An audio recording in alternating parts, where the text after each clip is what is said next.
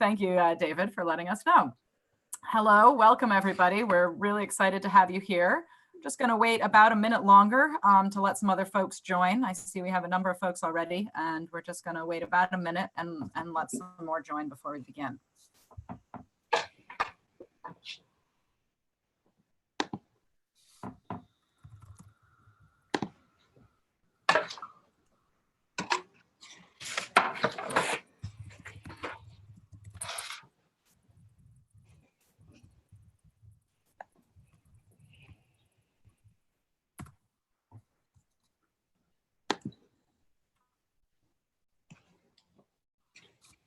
All right, well, I think got a lot of people here, so we'll get started. Hello, everyone. My name is Sarah McKinley. I'm with the Democracy Collaborative, and thank you so much for being here with us today for this webinar on an Indigenous approach to community wealth building.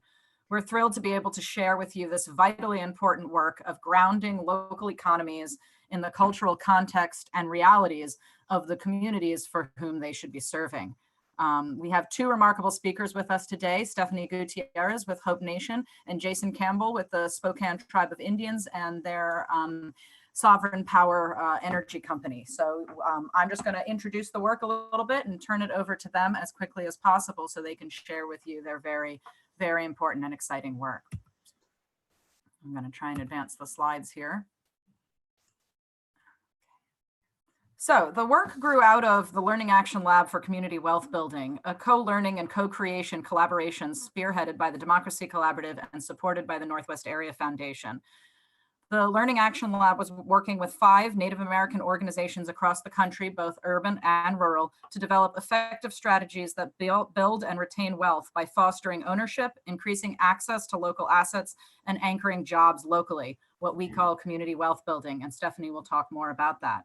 These organizations, the 5 organizations involved were Thunder Valley CDC, Native American Natural Foods, the Spokane Tribe of Indians, Little Earth of United Tribes, and the Native American Youth and Family Service Center, or NAYA, in Portland, Oregon.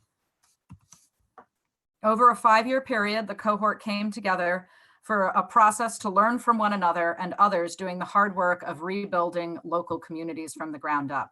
They developed and implemented strategies to grow and foster local enterprise of various forms in their community, including employee-owned companies and cooperatives that keep wealth circulating in their own communities and empower local residents to take control of their own economic futures. There were many important outcomes and lessons from the learning journey, and you can read a little bit about them on our website, as well as in this report, which is the reason for this webinar that you can download for free online, or if you'd like a hard copy, we can send one from directly to you. But perhaps the most important lesson from this 5-year learning journey was that the power of coming together is really about shifting mindsets and rethinking and thinking through what a truly sustainable community wealth building strategy looks like. And learning that in order to really have it be sustained at the local level, it needs to be grounded in the values of the community for whom it is intended to benefit. So Stephanie is going to talk to you about the process that she went through in her community on the Pine Ridge Indian Reservation in South Dakota to translate the community wealth building frame through the lens of the cultural values and principles of the Lakota people on Pine Ridge. And then Jason will talk to you about the reality of doing this work in practice and really actually advancing strategies that are rooted in the principles of their people. So without further ado, I'll pass you over to Stephanie to tell you about her really important work and the report. Thanks, Sarah. Let's see. Try to get the slides moving. There we go. So good morning, everyone. As Sarah said, our focus today is not only why the community wealth building framework is beneficial to Native communities, but also how it's an innovative approach to preserving cultural assets, strengthening local economies, and expands on the entrepreneurship and innovation that already exists among our communities. So community wealth building is a systems approach to economic development that creates an inclusive, sustainable economy built on locally rooted and broadly held ownership. This framework for development calls for developing place-based assets of many kinds, working collaboratively, tapping large sources of demand, and fostering ecosystems of support for enterprises rooted in community. As a framework, community wealth building has multiple drivers that work together to create a system that delivers the outcome sought, an inclusive, sustainable economy where all can prosper, particularly those normally excluded. The drivers are place, ownership, multipliers, collaboration, inclusion, workforce, and system. In consideration of our time, we're going to focus on ownership and multipliers. Ownership promotes local, broad-based ownership as the foundation of a thriving local economy.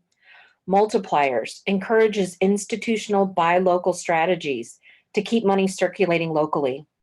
I believe the current economic systems running through Native communities are based on predatory capitalist models with few to no local owners and majority of the money leaving our communities. So why is this important to Native communities, and how can community wealth building strategies be applied in Indian country in a way that creates jobs and builds wealth for community members, while at the same time creating productive capital that is anchored locally in an inclusive economy?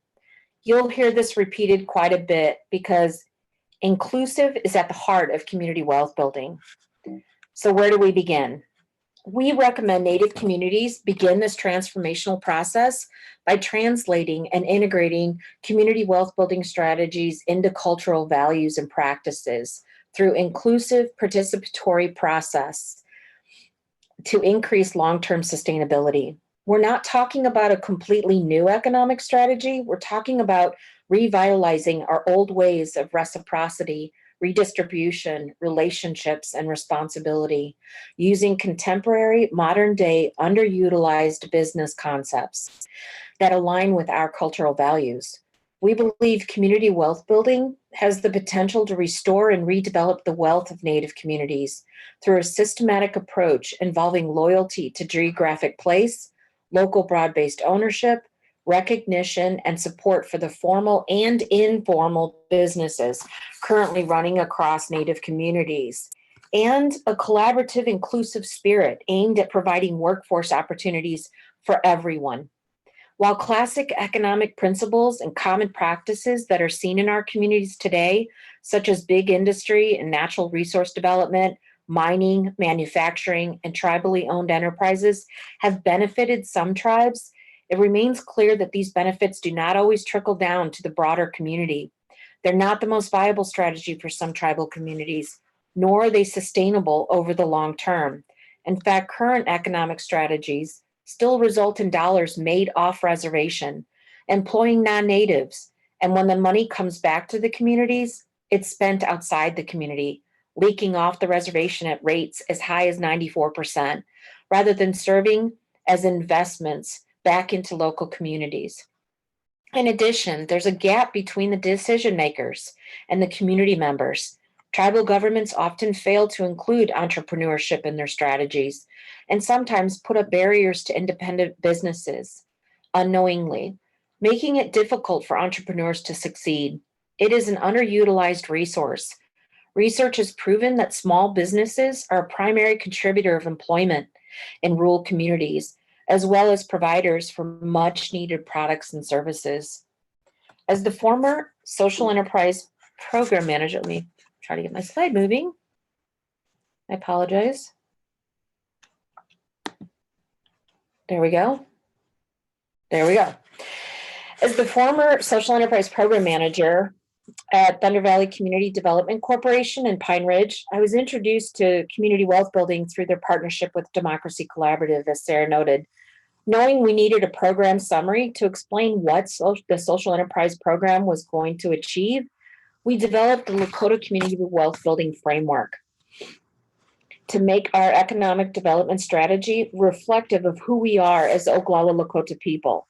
After reading the materials provided by Democracy Collaborative, I began to notice a theme in the scribbles across the margins. Many of the comments were related to Lakota beliefs and our traditional ways of being. I was empowered by the revelation that our ways were visible in this work. Common words to describe the work not only made sense, but reflected our tribal values and my own personal values of the economies we want to see in our community. We spent time reflecting on each of the drivers, understanding our traditional approaches to each pre-colonization and how the community wealth building approach related to our culture. We spoke with staff, relatives, and community members through in-person, informal interviews and casual conversations, asking for their input regarding these approaches. Through the translation process, we were able to gain insights and stories of how things used to be and how they are now. We received different ways of understanding, but more importantly, we noticed how open and willing people were to contribute. The translation process, it's not an individual process, it's a communal process with a diverse group of community members. For Lakota, wealth means to live by our virtues in order to have a healthy, happy, well-balanced life. It's not materialistic things, but helping, giving, taking care of one another. Our wealth is measured in our ability to care for our people and to provide a strong foundation for future generations. So in the next slide, you'll see the different approaches. So ownership, the traditional approach, I don't like that word traditional. I'd rather use conventional, but the conventional approach in ownership supports absentee and elite ownership. It's often harms locally owned family firms. The community wealth building model promotes local broad-based ownership as the foundation of a thriving economy. For the Lakota, we think and believe that ownership is held by the Oyate, the people. It's a democratization of ownership. Multipliers in the conventional approach, it pays less attention to whether money is leaking out of the community. Community wealth building encourages institutional buy local strategies to keep that money circulating locally. Lakota community wealth building multipliers can be formal and informal businesses, such as bartering and trading. Those are valuable components to our communities that have kept us thriving for so many years. So this report was the first, oh wait, I need to back up. Here we go. I'm sorry. The following are key findings that are applicable to community wealth building in rural Native communities. So decolonize the concepts. Indigenous communities have the power, strength, and intelligence to develop culturally specific strategies of liberation, health, and well-being. Indigenous people have the right to accept new ways of thinking, reconstruct them, or deny them. Translation is not only encouraged, but necessary. Recognize and include culture. The work will sink much faster and move quickly if it starts with who we are and how or whether this work resonates. Make it a communal process. The translation process, it's not an individual process. It's a communal process that is most effectively accomplished with a diverse group of community members. As Indigenous people, we understand the concept of involving elders and children at the same time.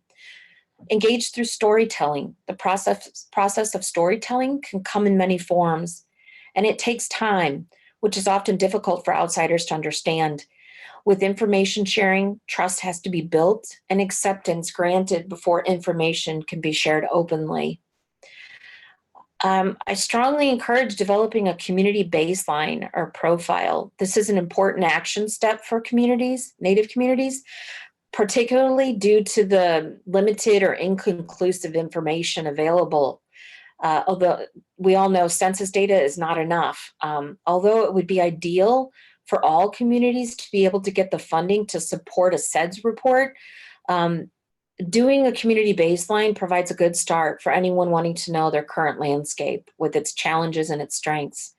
And finally, share the knowledge. Effective translation and application of the community wealth building model depends on the level of involvement from the community. It benefits Native people to recognize themselves in the economic development framework, everyone in the community. If a large and diverse pool of community members receive it positively, the concept is more likely to be sustainable. So this report was really the first step toward creating a narrative on community wealth building in Indian country. Our recommendations for what is needed to move this work forward falls into three categories: curriculum and training, research, and policy. A common request by the teams in the Learning Action Lab was for visuals they can provide to their community leaders and community members about community wealth building, training toolkits created for and by Native people, providing helpful information about ownership models and anchor institutions, and research that includes feasibility studies to identify community readiness factors for broad-based ownership models, as well as long-term data collection strategy to measure social, economic, and environmental outcomes. There are already numerous federal and state level policies in place to support a shift from classic economic development to the integration of community wealth building approaches. Increasing awareness and knowledge about these policy options may be more necessary than changing actual policy in its current state. Tribes can see greater economic gains if traditional enterprise development is blended with community wealth building. For example, tribes and native serving organizations may want to consider new enterprise models that combine 501c3 programs with profit generating enterprises to take full advantage of tax benefits and investment opportunities. In addition, the creation of business improvement districts would make tribes and native serving organizations eligible for both profit and nonprofit program development funds from the federal government. This research is in its early stage, but we welcome your comments and feedback as we move forward. So now Jason Campbell, citizen of the Spokane Tribe of Indians and CEO of Sovereign Power, will share how they have incorporated community wealth building principles into their tribal planning. Thank you so much, Stephanie. Boy, what an impressive body of work that is. Yes, I am. My name is Jason Campbell. I'm a citizen of the Spokane Tribe of Indians. And as soon as I can get these slides going, I'll give you a little bit of context. On this map, you see on the right side is a yellow outline of the traditional territory of the Spokane Tribe. Within that yellow outline, kind of on the top left corner of that yellow outline, is the trust land reservation proper that's highlighted kind of in that lighter color. It's really hard to see, but our closest metro area is the city of Spokane, which is about a 40-minute drive away from the reservation. So on that reservation, which is approximately 160,000 acres, we have roughly an unemployment rate of 40 to 45%. You know, some of what Stephanie talked about in terms of census tracts, some of that data is hard to drill down into, but we also know that what impacts the overall economy specific to unemployment is also underemployment. So we have a whole lot of tribal citizens that that could be used at different levels of employment. And we also have tribal citizens that maybe aren't necessarily engaged in that labor participation. So our labor participation rates can impact all of that. One of my tasks is as CEO of Sovereign Power, which is the tribe's energy company. So what my board of directors, who also is largely the tribal council, has tasked me with is creating a model for the Spokane tribe, a model for energy independence. That model, it also holds some other opportunities, but our approach is to engage in energy independence through energy production, through energy distribution. Right now, Sovereign Power is also a power marketing company where we buy from our regional utility and sell to industrial off-takers in the Metro Spokane area. And so when I took over Sovereign Power 3 years ago, we needed to build out those first two buckets, power generation and power distribution.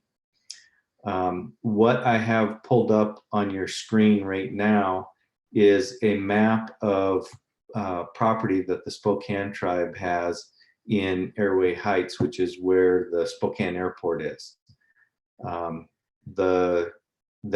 That property is divided into two major sections. The bottom right section is our entertainment. So we've got a casino there, and that's undergoing expansion in this coming year. What you see on the top left is undeveloped land. And so what we have moved towards in that undeveloped land is a green energy industrial park. And so I'll come back to this, but I wanted you to have this visual of the adjacent to this property where we think of a lot of tribes in this country initializing wealth creation with gaming. We're going to have some pretty interesting proximities with other opportunities that get into what Stephanie was talking about, just in terms of anchoring jobs locally and identifying ways to increase ownership and skilled labor development. So be thinking of those tracts of land as I get into this. Now what I have pulled up is you're not going to be able to see the detail, and that's not the intent. What you're looking at is a mechanical piping plan of a biomass heat district. And so I'm going to back out of this a second to give it some context. The Spokane tribe's major industry is timber. So that's where most of our employment occurs. That's where a lot of the skilled labor development or unskilled labor development is targeted.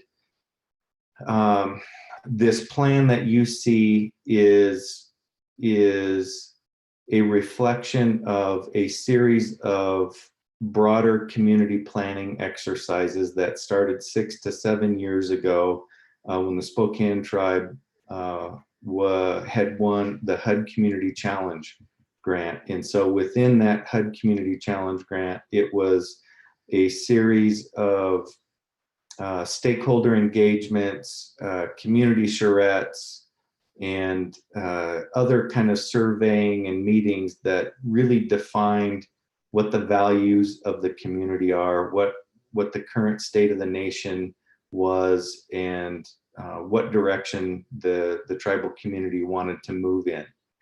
That HUD Community Challenge grant then led into what produced this piping plan that you see, which the next step was to create a Welpinit core revitalization. So this is an aerial view of the heart of the town of Welpinit, which is the major municipality on the reservation.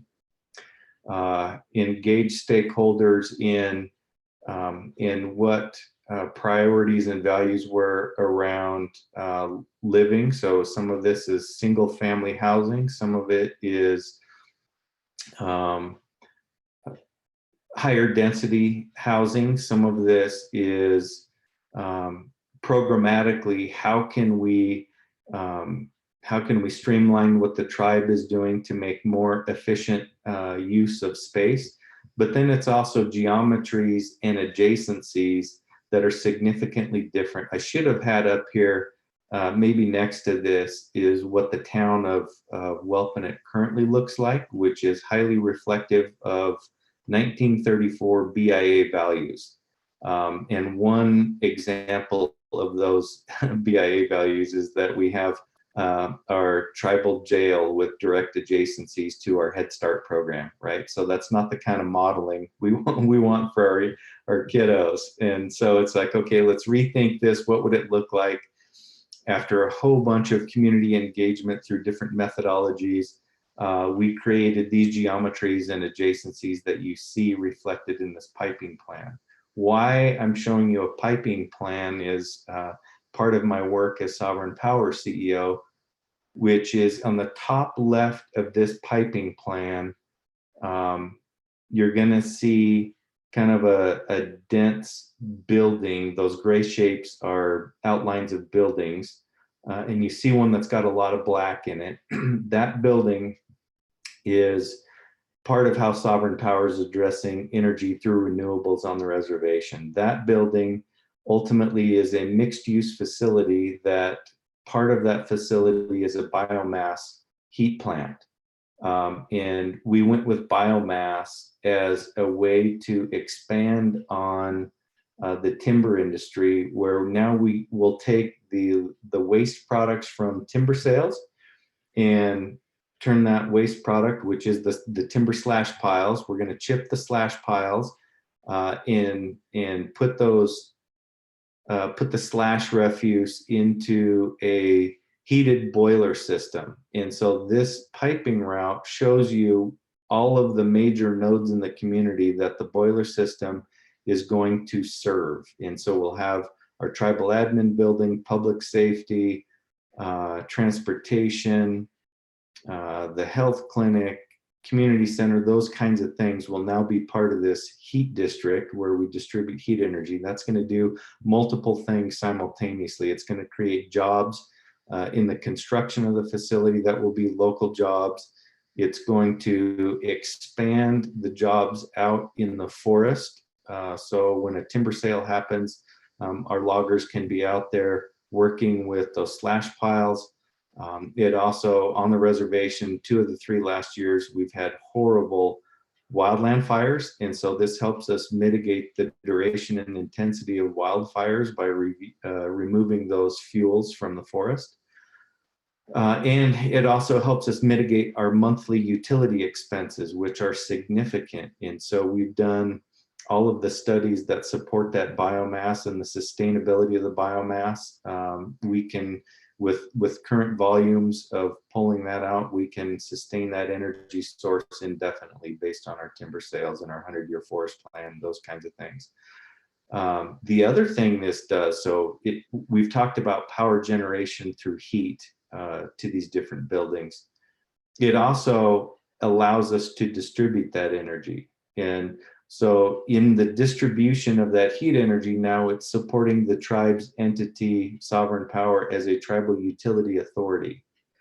We started development on the technical structure of the tribal utility authority about 18 months ago. And the expectation is that in 2019, before 2019 closes, we should have chartered documents for our new tribal utility authority, the Spokane Tribal Utility Authority. Now, what that does is it allows that entity, Sovereign Power, to be the energy provider to all of those different nodes. So we think about historically, Stephanie was talking about how up to 94% of every dollar that comes onto the reservation leaves the reservation. And so in this model, these significant monthly utility expenses that historically were leaving the reservation and going to the regional utility authority, now all of those monthly utility bills will get paid to Sovereign Power. So it's a revenue stream to Sovereign Power that stays on the reservation. The other thing that happens is where the building that biomass facility is in is now a mixed use building. And so we're leveraging that footprint to house a brand new grocery store. Part of our external partnerships have been with Whole Foods, and we started those relationships prior to their sell off to Amazon. And so we're working with them, not necessarily as Whole Foods, but in more of a consultant space that'll help us access healthy whole foods for our new grocery store. Part of that footprint is a learning kitchen where we can teach the community how to shop for healthy foods and then prepare those healthy foods. Part of that footprint is also our food distribution program. So if a tribal citizen, if what they primarily have access to is commodity foods, we can teach them how to utilize those foods in the best way possible. So this is also a learning space that helps us address our food sovereignty issues. So in that one building footprint, we're taking control of the vertical value chain of energy.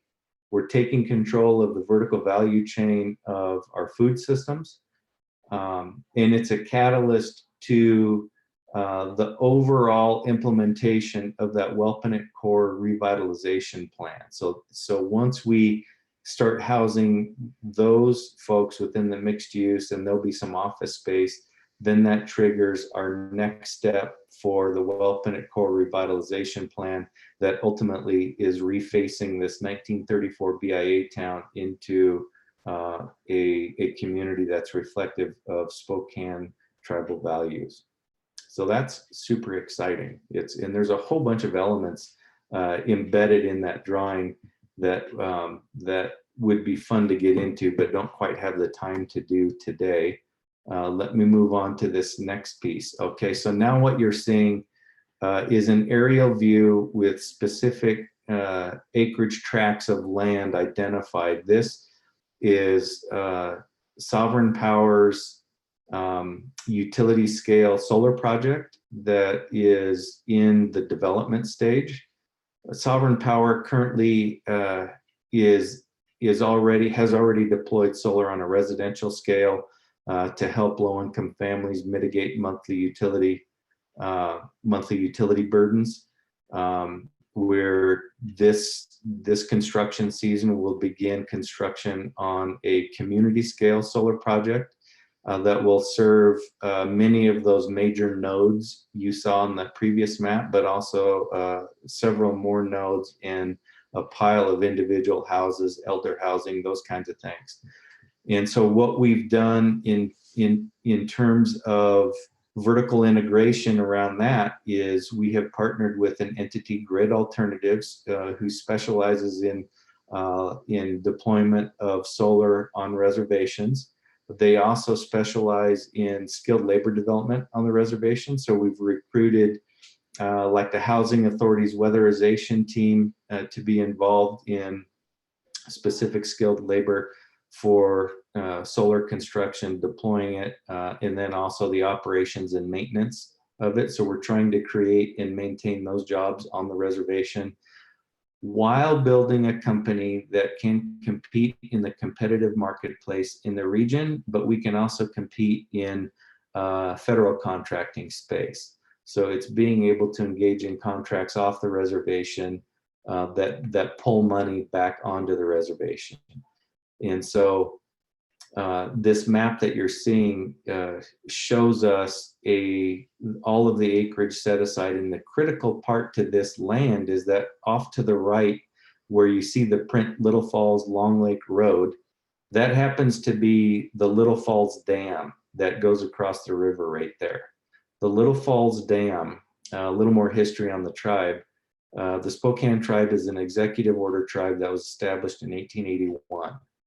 Pre-development for Little Falls Dam happened in 1889, and oh my gosh, can you think about those days? And the Spokane tribe didn't have a clue what was going on. And so here's this pre-development for this hydroelectric dam, which is one in a series of dams that ultimately, the Spokane River is the river that you see. It's the body of water that you see going along the bottom edge of that screen.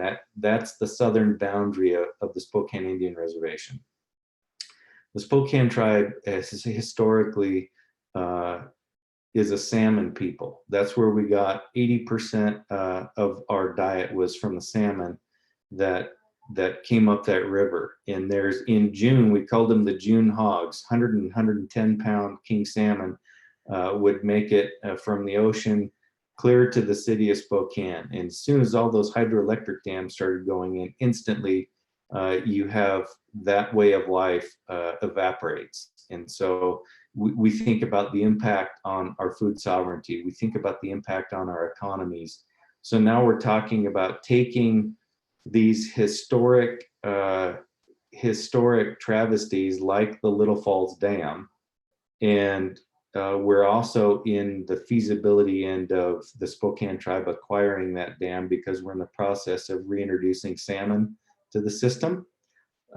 So the image shows acreage set-asides for solar that helps us vertically integrate power, but it also helps us take control over those historic food systems that have a very long, very bad history with the Spokane tribe. So we're rewriting the narratives around those pieces in a way that is reflective of who the Spokane tribe is. Now, so we take these opportunities and if you look at solar and the significant amount of solar that we're talking about, and if we back up to,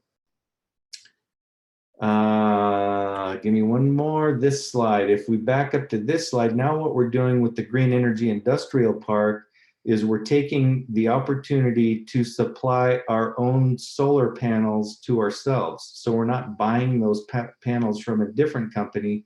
We're going to do some light manufacturing in our Green Energy Industrial Park, where we create those skilled labor jobs, and we're buying from ourselves. And then that allows us to be a supplier of other businesses, and certainly it allows us to be a solar supplier to other tribal nations. It also happens that the volume that we're talking about is a good opportunity to help us create a foreign trade zone.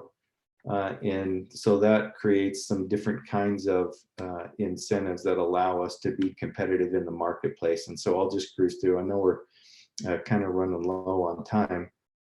And so what I want to do is pull through these tribal incentives. So as a market-driven activity that's reflective of our tribal values, we're also keeping in mind what we have to leverage to maintain those dollars on the reservation and to attract investment dollars. And so that's a list, pretty extensive list on what helps us create competitive advantage to create that economic flow that allows us to engage with those economic multipliers, while also being reflective of the historic tribal values around stewardship. So I know I kind of raced through that stuff, but I think you get the gist of what it looks like when the Spokane tribe engages with our values and requires that of all of our external partners vertically, whether it's skilled labor development, healthy whole foods in our grocery stores, those kinds of things. And so I just appreciate everyone. Thank you. Wow, thank you both. I'm really blown away. And actually, even though I've worked with Jason for a number of years now, that was a really powerful sort of pulling together of all the work that you're doing with Sovereign Power and the Spokane tribe. And just sort of to connect some of these dots, as Jason was talking, I was just sort of furiously writing down all the elements of the work that he's doing and how those elements are connected or are part of a community wealth building strategy. So he talked about recirculating money locally in the community. He talked about tribal ownership of enterprise. So the tribe owns sovereign power. This is a form of a broader based ownership of enterprise and wealth creation. He talked about community control of assets and really directing and controlling those things. He talked about a system in play, a local system where all these elements are really interconnected and feeding off one another and recognizing all the points at which those come together. He talked about workforce development and skills development being rooted in need and value of place. And he talked about rewriting the narrative, which is exactly what Stephanie is talking about, what we need to do for our local economy. So all of these elements are coming into play in the kind of work that Jason and the Spokane tribe are doing. And it's really exciting to hear that in a real world example. You know, there are so many other things that could come out of this, a local bank so that the tribe could control those money flows even more and direct those. We're talking about local community spaces such as the trading post and food sovereignty.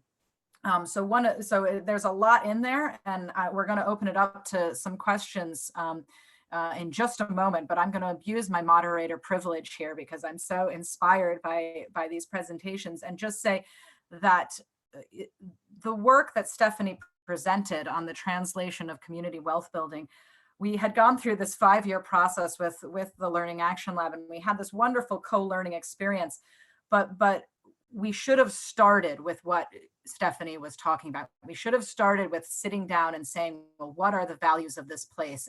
And what does that mean in terms of building a local economy? it would have made the work that much more grounded and sustainable in place. And that's what Spokane has done through a planning process, connecting to their community.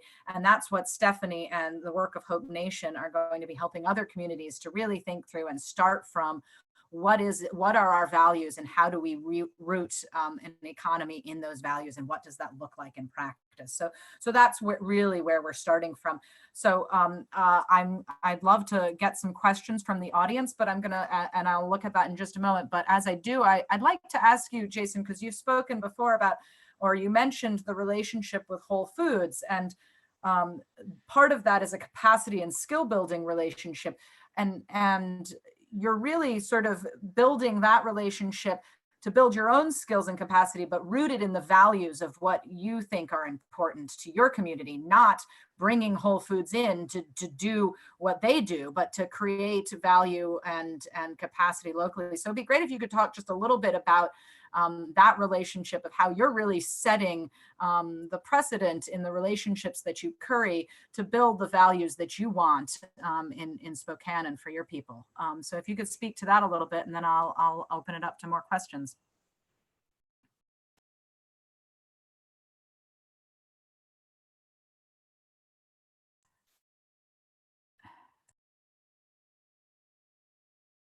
Yes, now I got it. You can hear me now? Perfect. So the relationship with Whole Foods, that has a long history. That's a big story all by itself. The short of it is, I had read a book on conscious capitalism, and it lined out the story of Whole Foods, and how Whole Foods, from their very early roots, first identified and then prioritized how to create value drivers for all of their stakeholders. All of their stakeholders weren't just kind of the traditional, who are the shareholder owners of it, but also who are the customers, who are all of the employees, which entities are involved in the vertical supply chain, and how do you take care of all of those stakeholders when you're making business decisions. And so there was a lot of those values that were very specifically reflective of tribal values. And the Spokane tribal community very much wants to take care of all of those same folks. And so how can we approach the redevelopment of our grocery store in a like fashion? And so we reached out to Whole Foods and just kind of lined out what our values were, and how we thought it was an overlap with what their values were as a corporation, and how we might be able to not only leverage best practices that they have internally as a company, but how can we leverage some of those external pieces, like supply chain, access to healthier foods. And not that we wanted the Wellpinit Trading Post to be a mini Whole Foods, which would never fly on the reservation, but how can we learn from the labor practices that Whole Foods engages in to beef up the skills of their folks, but how can we leverage what their buying capacity and distribution capacity is, so that we might be able to access higher quality foods in a way that we weren't doing before. And it was never their intention to come in either and build out a mini Whole Foods. It's let's collaboratively learn from each other. Let's pull out the lessons that make sense. Let's ditch the things that don't make sense. And so we really started on the ground as labor development with the store manager, with the store CEO, in what kind of perspective to have around that. And so where that's going next week, we'll have a community engagement with our food sovereignty specialists in the community, with the grocery store folks, as well as other community stakeholders, to get their up-to-date priorities when we go to build out that new the new grocery store. So that's kind of the rough end on how we develop that relationship. Great, thank you, Jason. And we have a comment here from Jim that says, I understand Whole Foods grew out by putting community cooperatives out of business, and that's exactly right. And so that's exactly to your point of learning from what works and ditching what doesn't work. And that's exactly what you're not going to do in Welpinit on Spokane. But leveraging the capacity building and relationships and network to the benefit of your work. But Jim, absolutely agree with you in terms of not replicating their business model, but rather benefiting from those other connections. So certainly. We have a few technical questions here. Let's see if I can sum those up. We have one question also from Jim. What is the advantage of no sunshine laws? I'm going to give an example of that. Over the course of the last year, there's a very that requires a long answer, and I appreciate the question. I think it's an excellent question. An example of that and how it pertains to economic development is, I'm going to throw out some acronyms and whatever, but the gist of it is that when the Washington State Department of Commerce gets approached by a company that is deciding if they're going to do business in the state of Washington, that company is fishing for a place that makes sense for them to live. And so then the state commerce will send out that opportunity to development organizations like the city of Spokane. It's GSI, Greater Spokane Inc., and it's GSI's responsibility to create incentives that attract business. Historically, state commerce would send those just to those development organizations, and then tribes would never hear about it. And so we didn't know the opportunities even exist. So think about that footprint of that green energy industrial park. If we don't even know these external companies are looking for a place to live, it's really hard for us to attract. Well, so then that's the foundation that we're trying to compete regionally on and nationally. So then here comes this opportunity where, and again, I know where the comments are going to go, but bear with me while I line this out. Amazon was looking for an HQ2, right? And so they want a new place to live. And we absolutely know that the size of Amazon isn't, there's no way the Spokane market's going to sustain it. We also know that, you talked about Whole Foods putting co-ops out of business. Well, there's a million examples of adverse effects that the Amazon marketplace has on small business and local business. So that being said, we understand that. We also, primarily the Spokane tribe took the opportunity to respond to that solicitation as a skill honing exercise. And so if we could put together a response to that in a way that was attractive, then we know it's going to work for something that's realistic, right? Because that HQ2, 50,000 jobs, you think about all of the infrastructure that Spokane doesn't have. We knew we weren't going to get it. We just wanted to engage in the exercise for the sake of the exercise. So where sunshine laws come in is that an Amazon can engage with the tribe in a way that they don't have to divulge specifics to it's a business strategy thing. So if Amazon goes to the city of Spokane which now they have a distribution center there. They have to line out all of that specific business activity.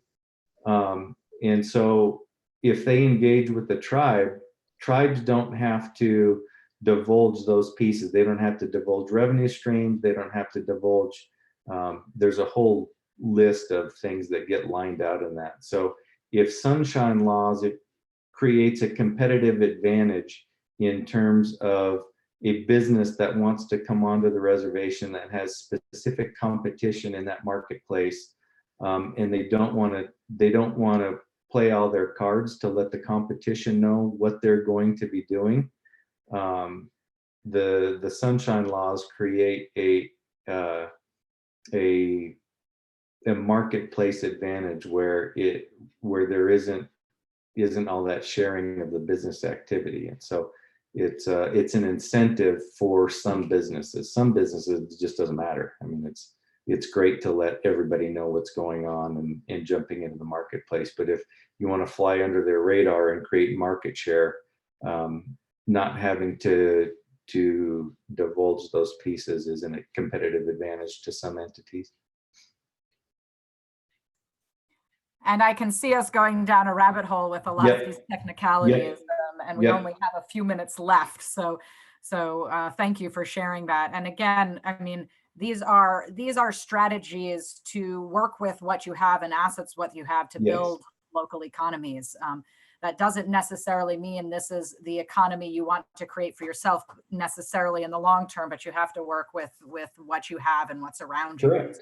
Jason is talking about different strategies to sort of develop those capacities and skills locally, to be able to direct those kinds of things in a positive way to the community. So I'll speak for you, Jason, to say that you're not advocating for a lack of transparency in business interactions. Correct.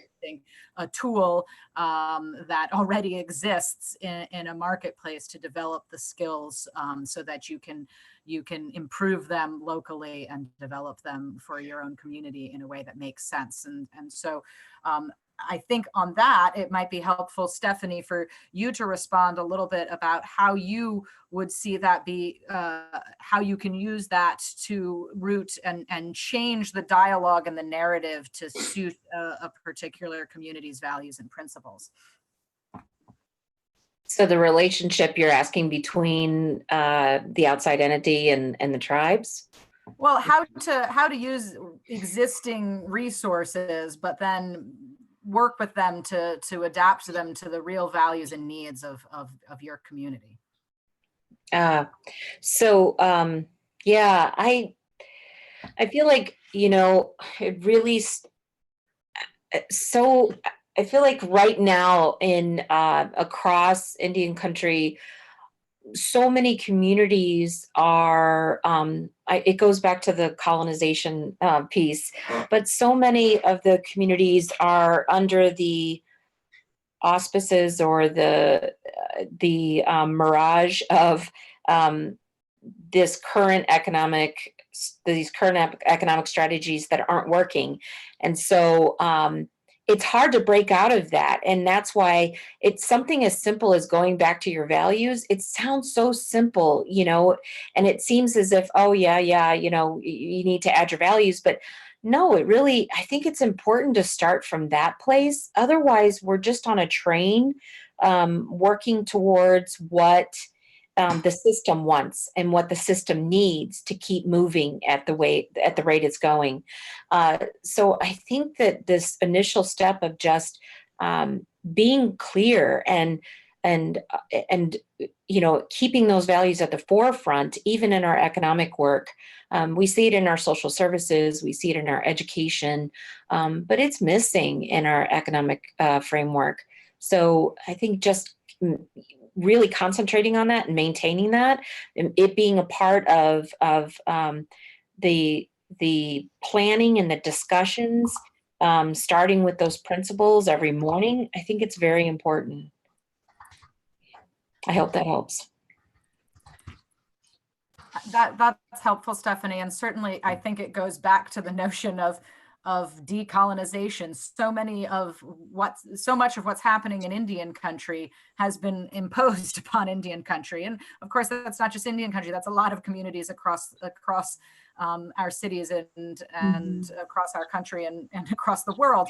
And so really thinking through and understanding how those mechanisms work so that you can change it and rework it in a way that's rooted in the values that we care about. So thank you so much for that. And that's really at the heart of this work. And I would say for me, being so closely involved in this, seeing this happen in Indian country is so powerful, because there's such historic abuse and trauma in Indian country. But it says to me, if this kind of empowering work can happen in Indian country, it can happen in many, many other communities across the country. And sort of starting with what those values are and working from there is hugely powerful.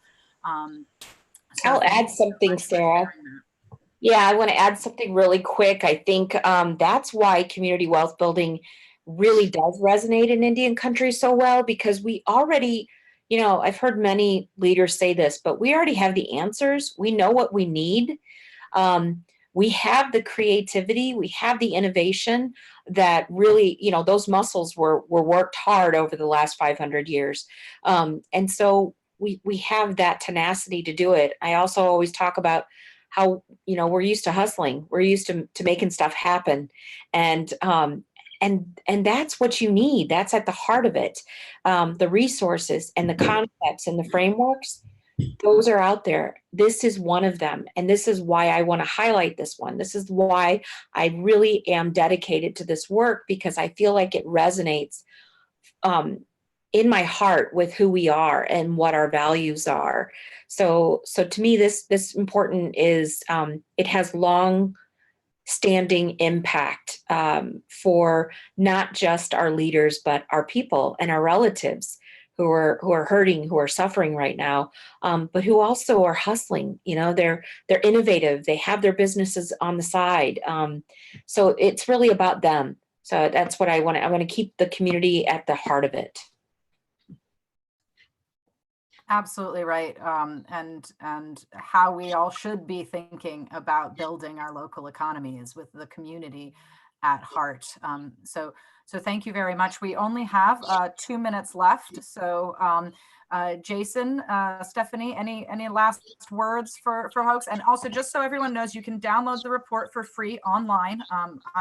I sent that link out in the chat, but we'll send it around again to all participants, as well as the presentation. And this has been recorded live on YouTube, so you can watch this whole webinar there as well. And with that, Jason, Stephanie, last words. I just want to thank Sarah and Stephanie for this amazing body of work, and I think it's just an excellent source on how our communities can engage in truly responsible development. So I really appreciate all your hard work. Thank you, Jason. And I'm jumping in just real quick because a great question just came across that I know, Stephanie, maybe you can put your closing words to, and it's, how does the patriarchy weigh in this? And I know that's something we all think about a lot, you and I, so it would be great for you to just have some very fast last minute words to that. Yeah, definitely. I mean, you can't talk about colonization without talking about patriarchy. One of the things that Hope Nation is really starting to focus on and consider is a nonprofit to help get this concept out there. And there's a lot of great tools to begin the process of decolonizing your economic development frameworks. Also, really giving some strength back to the women in our communities who are the breadwinners. They're the ones who are hustling and making things work, empowering them to take on these leadership roles, and also to I think that this framework speaks to Native women as leaders and as those community supports that wrap around let's care for our people beliefs and ways of being. So there's more to come about that. We've got lots to share. Stay tuned. We're going to be doing, Hope Nation is committed to creating stories around successful successful stories of community wealth building from the start to the finish. We have a lot of really cool cooperative development going on out there. And we want to be able to share that, to continue to spread the word about this. So contact our website and stay tuned. Great. Thank you so much, everyone, for joining us. It was a real pleasure, and we'll be in touch and following up. Thank you, everyone. Thank you. Thank you. Jason and Stephanie, I think we as presenters might be able to just stay on for a minute here. Okay. Cool.